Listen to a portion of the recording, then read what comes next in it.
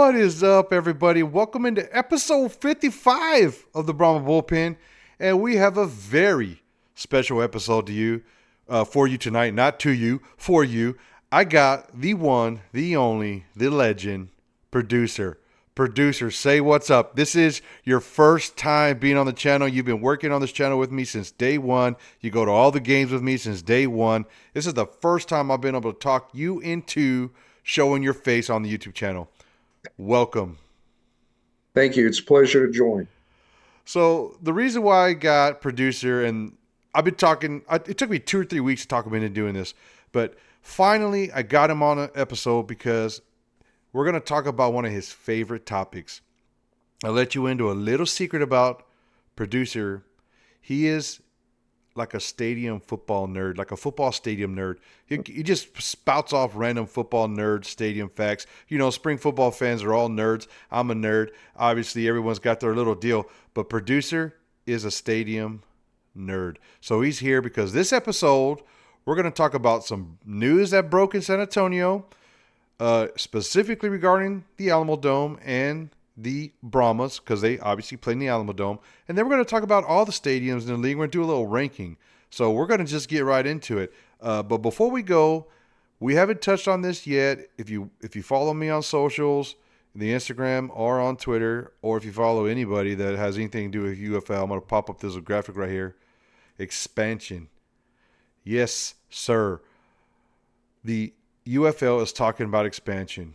They're taking bids, proposals, whatever, from cities that want UFL teams.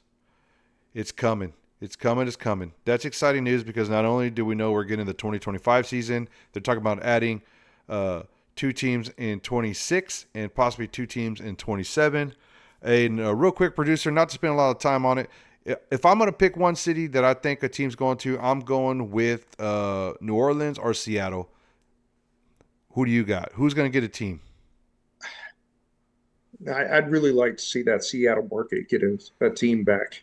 Yeah, that's a good one. That's a good market. All right.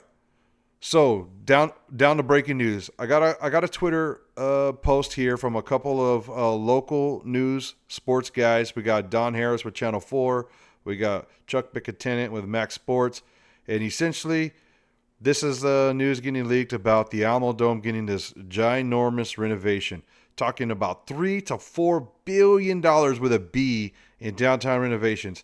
You can pause this. You can read these tweets here, but it's basically we're gonna basically go over all of this. I was able to acquire the actual PowerPoint presentation that was used at the city council meeting for the city of San Antonio when this project was proposed. So we got the local sports guys tweeting about it, and then you got me, the bullpen, downloading PowerPoints. And real quick before we go, producer, I'm going to pop up this graphic. I kind of doctored it a little bit. I'm going to just throw it up on here. That's right, folks. If you're looking at this, look at what the Alamodome is going to look like. With Brahma's logos, you got Wade Phillips' head on the side. You got our XFL championship banners on the columns. If you look real close on the bottom left, you'll even see where the bullpen's new tailgate spot. What do you think about this Alamodome with all the Brahma logo on there, producer? I think it's a vast improvement. I really like all the Brahma logos. That just makes Stone look so much better. We're going to get into this because this is not just a stadium renovation and update. We're talking about major construction projects, major capital projects in San Antonio. You're talking land bridges over one of the largest highways in San Antonio, off of 281, 37 North, whichever. I don't know why highways get 2 names. You know, is it 281? Is it 37? I don't know. I digress. But land bridges, hotels, conference centers, stadium updates. We're going to just get right into it. Producer, I'm going to pop up PowerPoint number 1, page 1. That's what the Alamodome looks like right now. There's 281 directly in front of it. The reason this is slide 1 is because essentially we got March Madness coming to San Antonio. And everybody's the next episode we're going to talk schedule talk, but just so you know, schedule's already out. We're not getting a home game till like week 5. But and it's because of March Madness and Disney on Ice and the Alamodome's book. But there's the Alamodome. But for March Madness, the city council approved years ago to invest $29 million for upgrades for the Alamodome. The $29 million were basically so we can achieve 18 new suites in the club level. Last year when we were going to Brahmas games, me and producer, we sat in the club level in the Lone Star Club, but there was areas we couldn't get to because they were under construction. So they're adding 18 new suites. Producer, is that enough suites? For the Alamodome, I think for Brahmas games, it'd be sufficient, but that's gonna, I believe, take us up to about 80 suites There you for go. the dome, which will be a decent amount. Of course, for a stadium like that, you always like to see more suites, especially if you want it to be up to a higher standard. But uh, for what we use it for, I think it's going to be a really good number and really help out the Brahmas. So producer, I'm going to put you on the spot because I didn't prep you for this. So we got 80 suites in the Alamodome and the UTSA Roadrunners play there. We're going to go to the Mecca. Everyone knows we're Aggie fans here as well. We're going to go to the Mecca of college football. How many suites are inside Kyle Field, the largest football stadium in the state of Texas? Give me a number off the top of your head, and then the folks at home can fact check us if they want. But do you have any guess as to how many suites are inside Kyle Field? No, I've heard this number. We've looked at that. Uh, if I recall, I want to say it was somewhere around 120, 130, but I could be 120, wrong on that. 130. We're gonna I think so, we're gonna just Google it. We're gonna just but Google it real quick. We're gonna do some on the fly producing, and yeah, according to AI in Kyle Field, there's 140 boxes, okay. 140 boxes, so 140 suites inside Kyle Field. There we go. That's according to AI. I don't know how true that is, but yeah. So you can kind of see that's almost double what the Alamo Dome has in it, just based upon a quick search. But 80 with UTSA and the Brahmas, I think that's perfect. Let's jump on to slide two. Slide two is just talking about the $9 million for Turner Construction to do repairs to basically the IT inside the dome. It's talking about concrete work on the mast in the dome. One key part, if you look at the third paragraph, folks, if you're on YouTube watching this, the Alamo Dome opened in 1993, had a $14 million improvement for the Final Four 2 years ago. And in 2021, there was also upgrades. One crazy thing that a lot of people don't know about the Alamo Dome, the city borrowed money. They took out a bond to build the dome, and it 100% paid for itself in 2 years. So the dome's been around since 1993. It was paid for itself by 1995, so every year since then it's made money, right? Uh, there's been improvements to the convention center in starting in 2003 to 2027. Just so you know, the convention center's on the opposite side of the highway that we showed you in that first picture, and it's all kind of like our downtown district. You know, a lot of cities are doing these downtown districts, but $135 million with 27.5 million of that being dedicated to Alamo Dome improvements. That's what was in the city's 2024 budget. So 135 for the whole city, and 27 of that was for the Alamo Dome and the convention center down there. So in 2023, the dome will host 124 events. That is correct. 124 events projected to raise about $20 million in revenue. In the coming year, in 2024 and 5, they're looking to increase that to 138, 140 events and also have that revenue go up. So what do you think about that? You think the budget the city of San Antonio is pushing into the dome is worth it? Absolutely.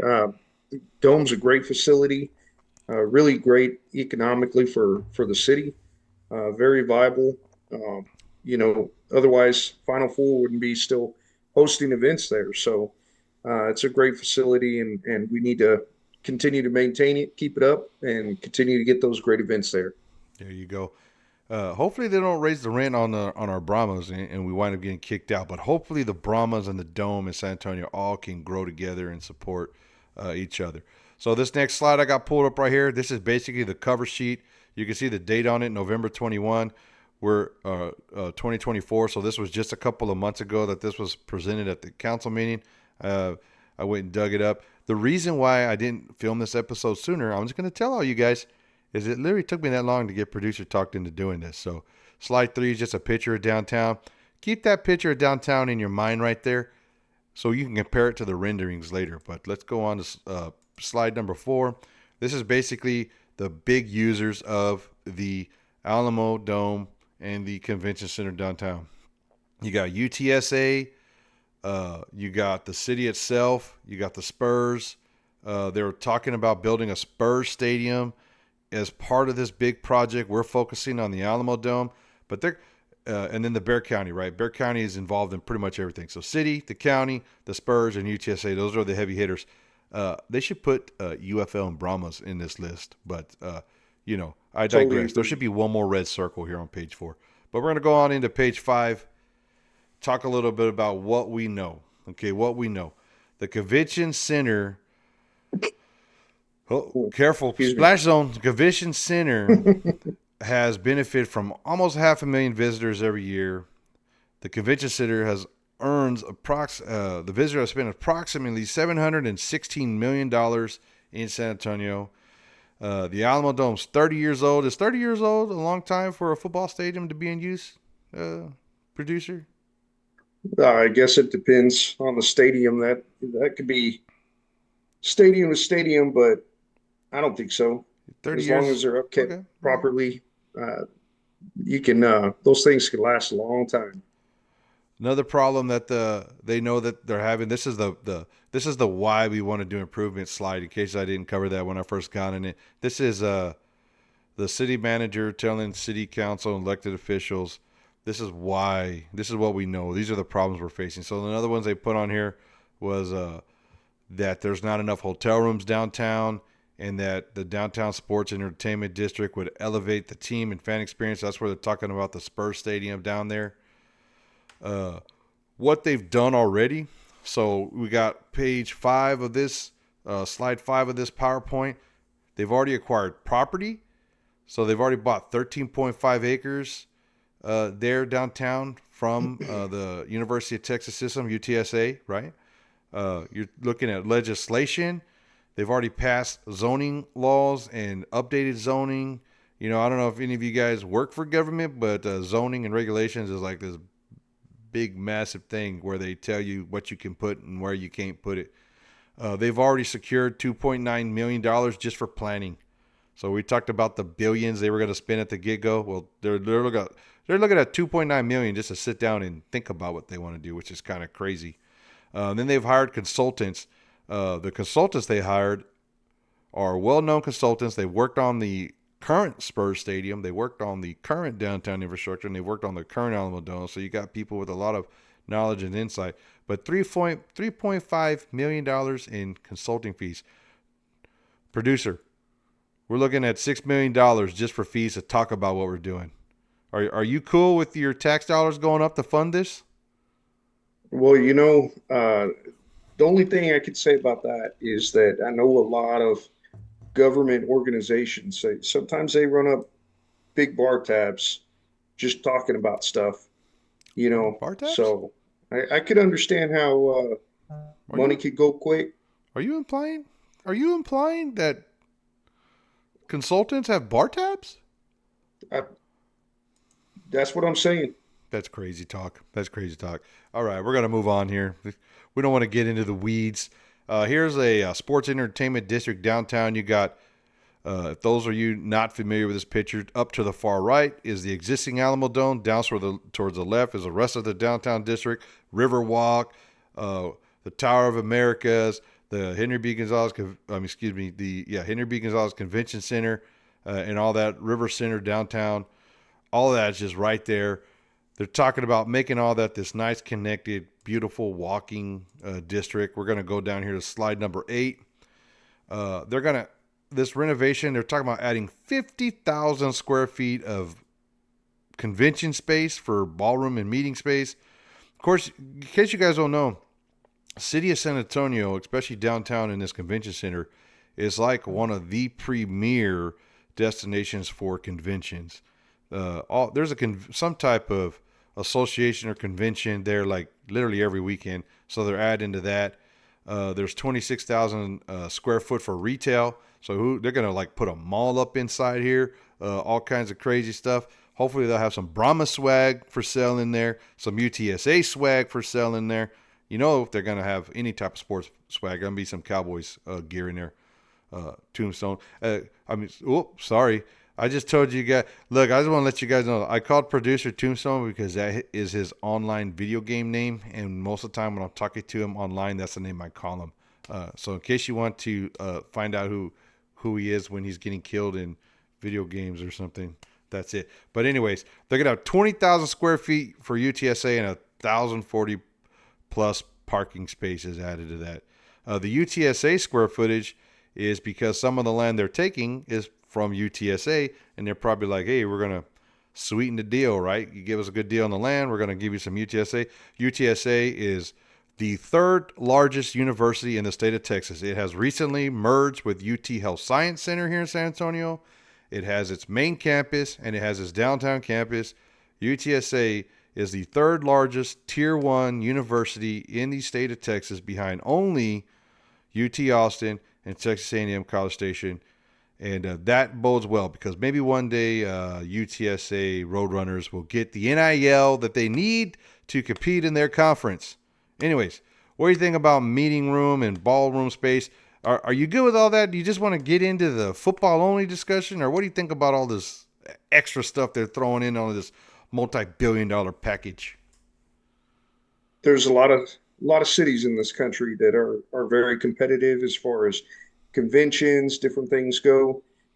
So you got to keep up. A lot of cities make improvements to their convention centers, downtown areas, retail space. All that's important to continue to be viable to draw in those large conventions. And so, I think this is overall, I think it's a necessary move, and I hope the city of San Antonio is able to make these changes.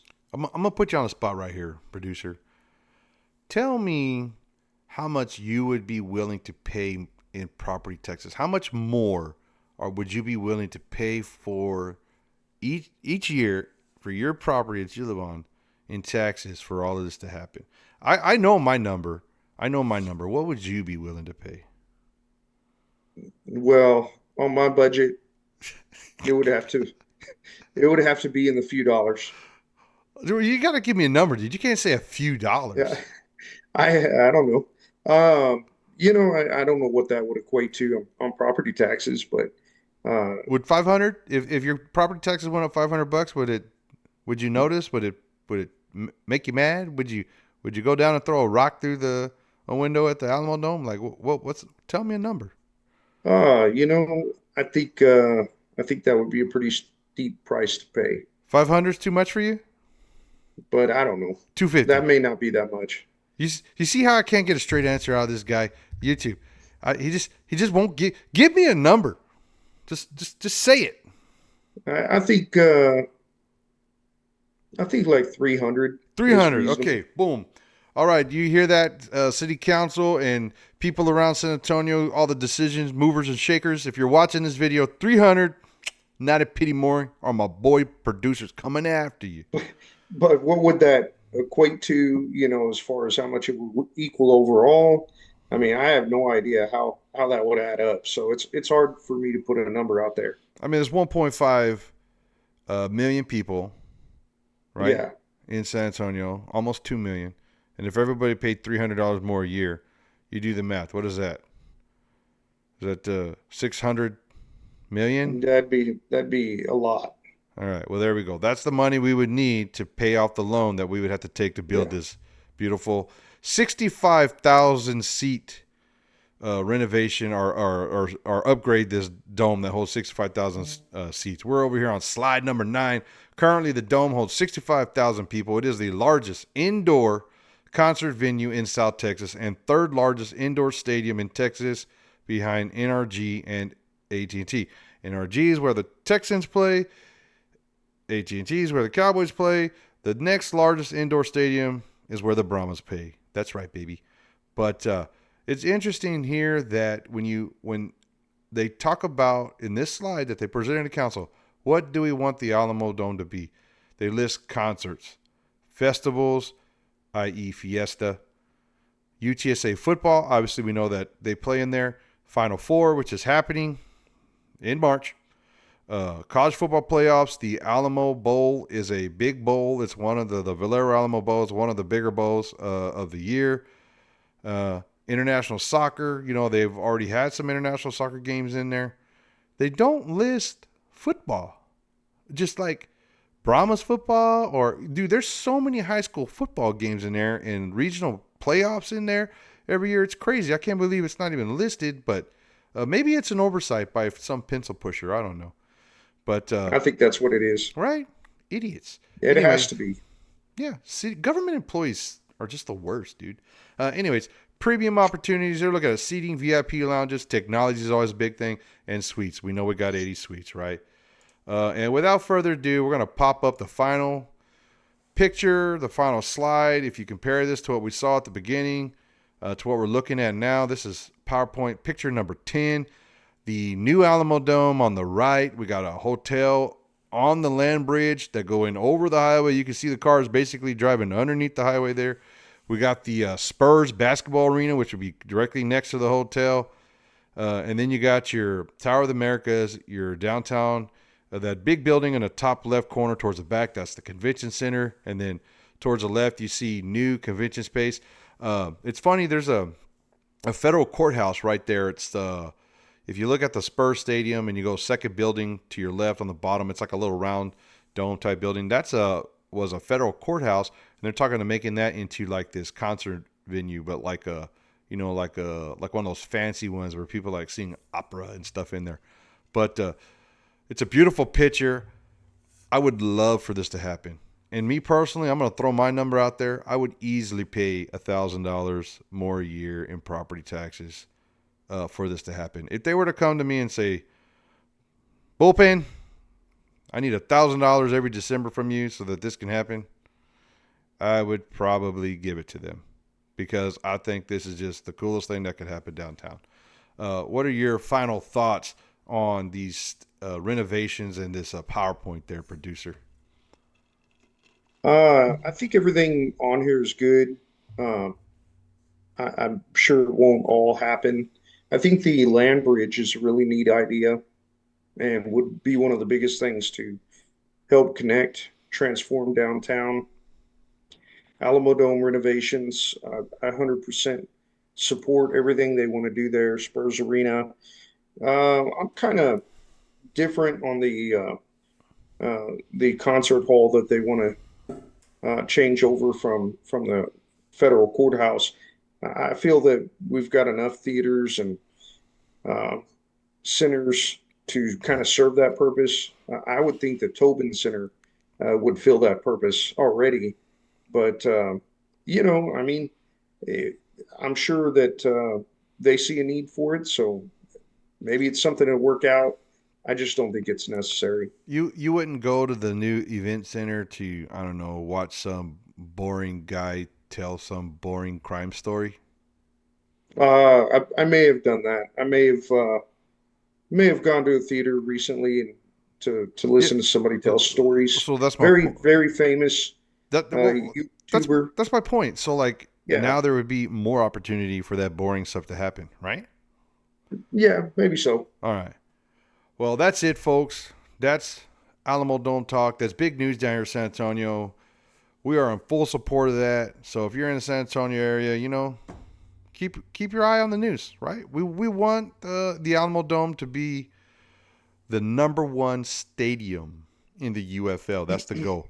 And speaking of number one stadium, we are going to do our first ranking show of the year. We're going to get into that right now. And we are going to rank the UFL football stadiums. So this is producer's spot right here. These are his rankings. I did not have any say-so in these rankings. I did not want any say-so in these rankings. But we're going to just go through them. And I'm gonna pop up the graphic here so you can see all of producers' rankings. And we're going to start at number 8, work our way up to number 1. And we're gonna, for all you non-San Antonio, I got a bone to pick with a producer putting the Alamodome at number 4. But I mean, come on, no home bias, dude. I mean, come on, dude. This is San Antonio. Anyways, so we'll start off first with the Memphis Showboats, the sinking boats of Memphis. Simmons Bank Liberty Stadium at number 8. Producer, why is this stadium in last place, just like the Showboats were in football standings last year? Well, if you look at this stadium, of course, I haven't been in the stadium in person, so it's a little harder to give a good ranking for a stadium you haven't personally visited. Haven't been to all these stadiums, but I've been to a few. But this stadium, there's just nothing really special about it. Not Ooh. its environment, not the facilities. It looks like a old taco shell. Uh, it Taco just shell. there's nothing great about it. It's just an old beat up facility. Did Now I hear they're renovating it. They're either in the process of renovating it or about to start renovations. So who knows? Maybe after the renovations we can put a little bit higher. Maybe it'll look better. But right now it just looks like it has pretty much the worst of everything that you would look at to consider where a stadium would be ranked. that's interesting. So it's all aesthetics for you, huh? It's uh, just a little note here, right? This stadium is obviously in Memphis, Tennessee. Holds 58,325 people. Home of the Showboats. It has history and modern vibrancy. This thing was built in 1965, producer. Hmm. 1965, and it's still functioning. It's a single tier bowl design, which makes it to where you have excellent viewership from anywhere in the stadium. You know, in the Alamo Dome, there's some bad seats in there because it's more like rectangle in some places.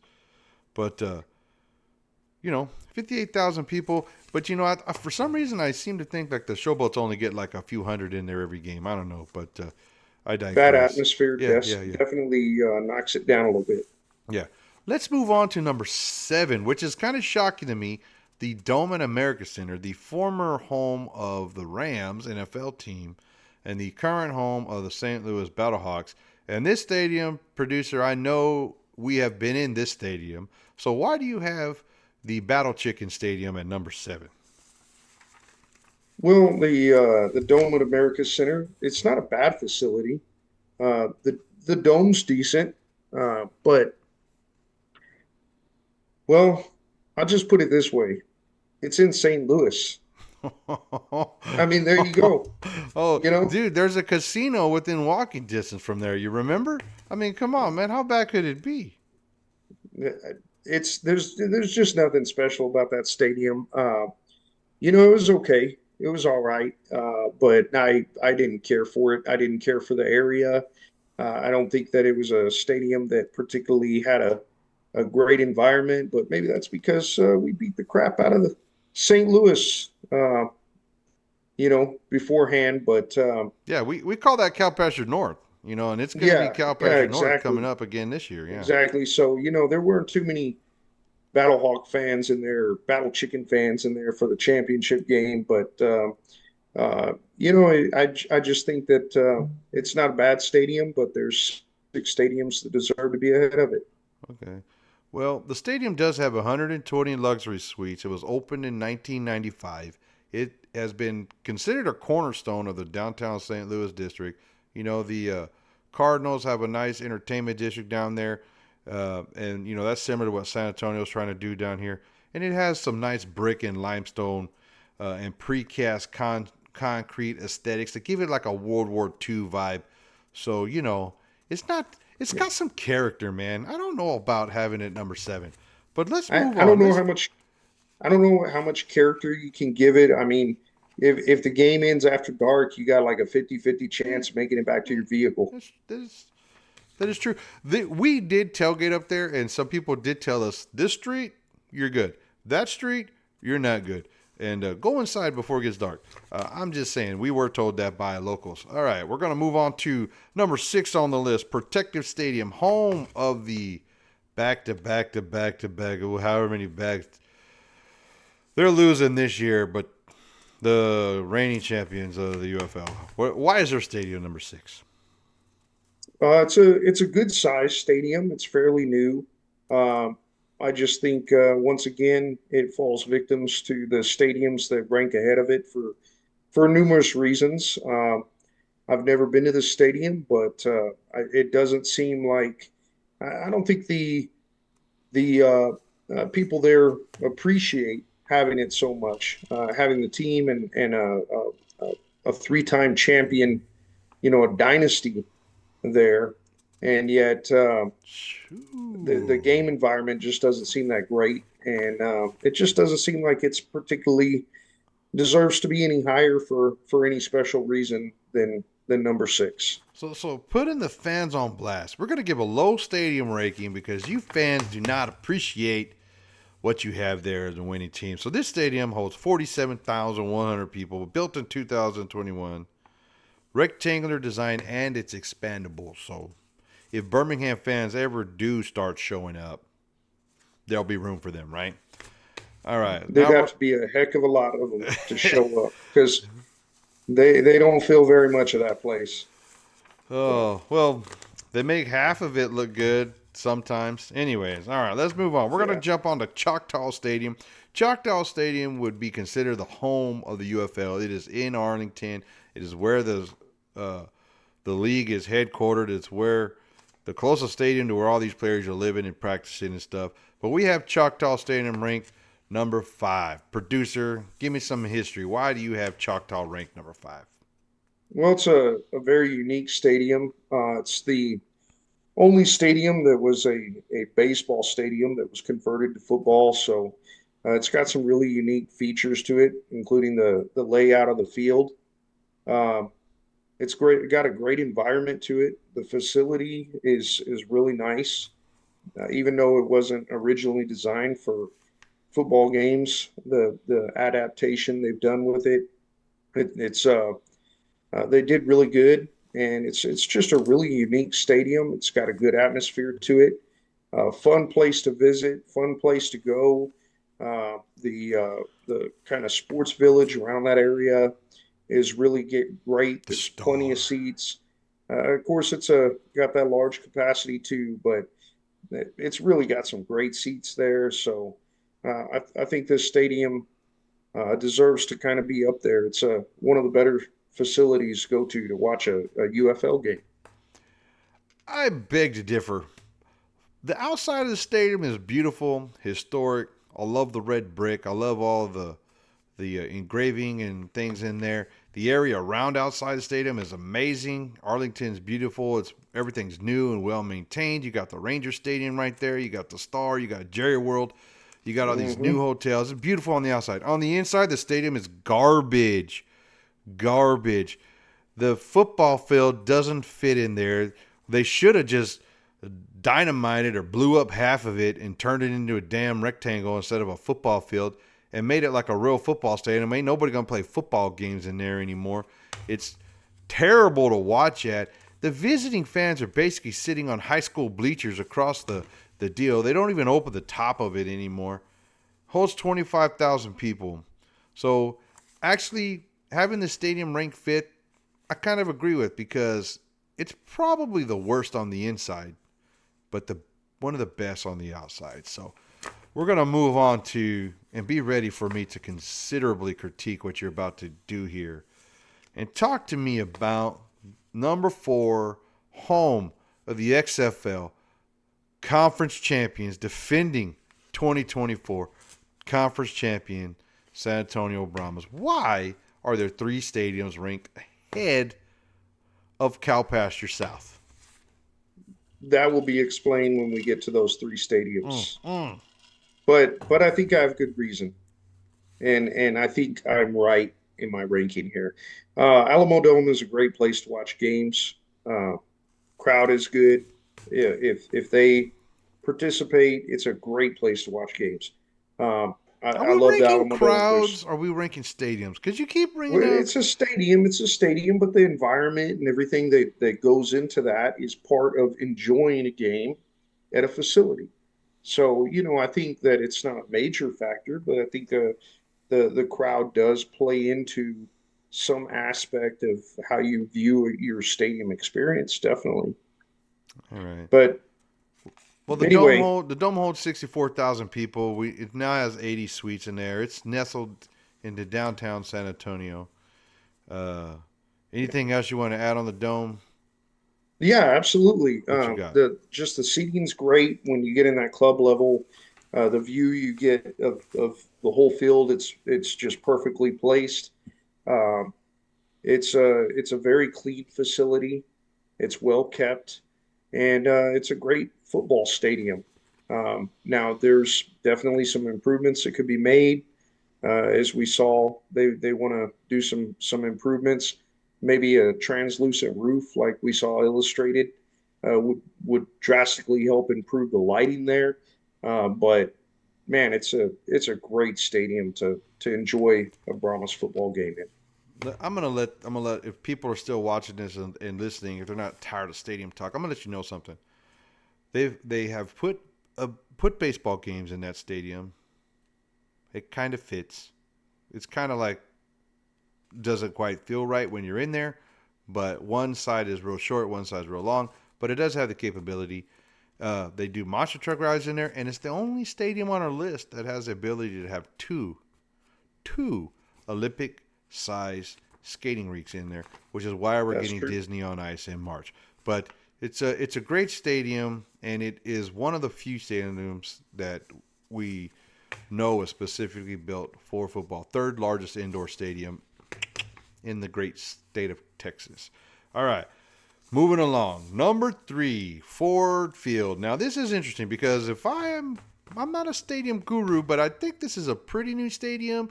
The Detroit Lions play in there, and last year in the playoffs, that atmosphere was electric. So this is an NFL stadium. It's the only stadium that currently has an NFL team playing in it. So the locker rooms and all the other facilities the players get to use while they're there playing, and the fans facilities, the food courts, and all that stuff. It's got to be NFL quality. So how is Ford Field number 3? And don't just tell me because there was only 6 people at that game last year. You know that those two facilities, Ford Field and the Alamodome, are built similar. There's similar aspects to the seating. The basically the two main decks, and they're basically shaped very similar as well. Uh, so there's a lot of similarities. However, Ford Field is just a much newer facility. It's held to a higher standard due to the NFL team playing there. So the maintenance and upkeep, renovations, much better. And so between the two of them, I think they're very similar, but I just have to give Ford Field the nod there, just because it's a probably a much better kept facility. You know, opened in 2002. Yeah, But one thing a lot of people might not notice is that there's an old warehouse there from the 1920s called the Hudson's Warehouse. And they incorporated that warehouse into the stadium. So some pieces of that still in the stadium. And it evidently has nice skylights and natural light that get in there. So great field. Detroit Lions I'm pulling for them to win the Super Bowl. Dan Campbell's an Aggie. Um, we got some UFL players, Jake Bates, namely on that team. So, let's pull for the Cowboys are out. So I'm pulling for Detroit. All right, moving on. 2 to go. Audi Field. Everybody wants to know why you think a stupid soccer stadium deserves to be number 2 on this list. well, you've been talking a lot about as far as these stadiums go, the year they're built and things like that. You've been sharing seating capacities. Audi Field is right around 20,000 people. So for a UFL game, it's about perfect size. I don't think it has as many suites. I did look it up earlier. Let's see if I can find it real quick. Audi Yeah. Field has 31 luxury suites. So31. it I got doesn't more have the than that in most my suite. house. It has about 1,500 club suites, 500 field level suites. So that's kind of some of the statistics on it. It was uh, it was built. I want to say it opened in 2018, but it is a soccer field, so it's not a primarily a football field. However, it works well. It works well due to its size. It's a newer facility, and that market really fills it up. And I think that when you have a smaller stadium that you can really fill up, plus the fact that even though the UFL is a new league, they have tradition there, and that's something rare with something that's so new. And so the games there, I think they have something special there. So you think They that fill it up, and so the I think it's just great environment. so the beard snake and lemonhead guy, shout out to lemonhead guy, friend of the show, friend of the United Football Media, lemonhead guy. You're saying the lemonhead guy and the beard snake make a soccer stadium into a football stadium? I think that their traditions that they've started now contribute to help that make a fun environment to enjoy gaming. I would enjoy it. How many points did you deduct for the stadium being in the swamp of Washington D.C.? Any? Are we Did talking about the stadium or are we we talking talk about about what's around the politics? stadiums? We've talked about what's around all of these stadiums. I'm just telling you, there's a lot of crooked people walking around this stadium. A lot of shysters that steal money from millions of people across the planet. I'm just Whoa, saying, whoa. shysters. Well, Washington. All right, yeah, I digress. It's in the swamp. little worse than St. Louis, I guess. Um, it's right there on the water though. All right. Well, let's get to number one. TDECU Stadium, home of the Houston Cougars, home of the Houston Roughnecks. They have switched from Rice Stadium back to the original stadium the XFL team started off in Houston. Why is TDECU Stadium number one? Well, so they just did a major renovation on this stadium um, back when it was just the XFL before it was the UFL. You and I went to a game at this stadium, and I think that man, it was such a nice stadium then. You know, it's a college football stadium. It's a smaller stadium, so it's got that smaller seating capacity where everything feels pretty close. And it had a great environment, a lot of passionate fans there. And I can only imagine now with the renovations they've done to it, which I don't know all what's entailed, what all they changed or added. But if it was a nice stadium a few years ago, I can only imagine how nice it is now. And I'm glad the Roughnecks are returning there.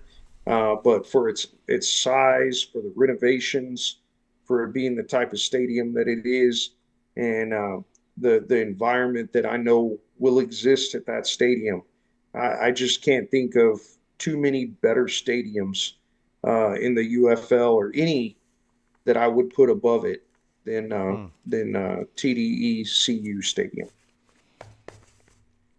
You know, I'm going to do this just because I want to watch you squirm. I got to mess with you at least one time being your first Oh episode. man, What does TDECU stand for? I got no idea. Doesn't that call into question your whole ranking of stadiums? If you don't even know what the acronym for your number one stadium represents, what if that's like like a some kind of something bad? What if TDECU stands for something bad? You know, I would be willing to bet that half of the people that go see the Roughnecks there probably don't understand what that means. And if I go buy a ticket and I watch a game there, let's say I watch the Brahmas play there at some point, the last thing I'm gonna try to think about while I'm sitting there is what that stadium stands for. So I don't really give a crap. I don't know, That's man. there you go. I don't care. We're gonna I don't leave care it. what it stands for. We're gonna leave it there. We're gonna leave it there. We're gonna call an episode before I get myself in trouble. I want to thank you, producer, for finally coming on the show. Thanks everybody for watching. Remember, like, share, subscribe. Me and producer coming to you on behalf of the United Football Media from the Cow Pasture. We're going to end this like we always end this. We're going to end it with a nice horns forward. Let's go Brahmas, baby.